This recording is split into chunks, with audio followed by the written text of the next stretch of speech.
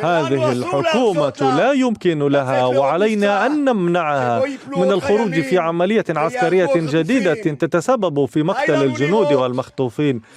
كفى أن نشاهد ونعلم أن 40 مخطوفا كانوا أحياء قد قتلوا خلال وجودهم في الأسر، وأحدهم ابن البكر الحبيب جاي. وكل هذا من أجل ماذا؟ من أجل بقاء نتنياهو على الكرسي.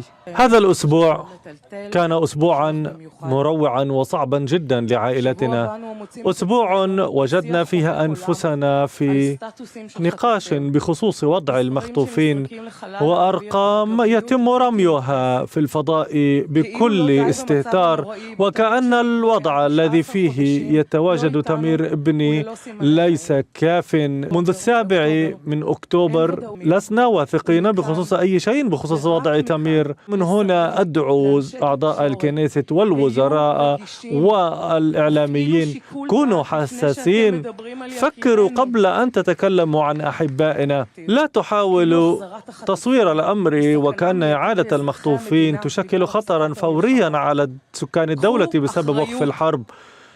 تحملوا المسؤولية وعيدوا المخطوفين وأنهوا الحرب، وبالتوازي غيروا سياسة الاحتواء على الحدود وعالجوا المشاكل في المنظومة الأمنية، ولا تضحوا بأبنائنا بدل قيامكم بما عليكم فعله.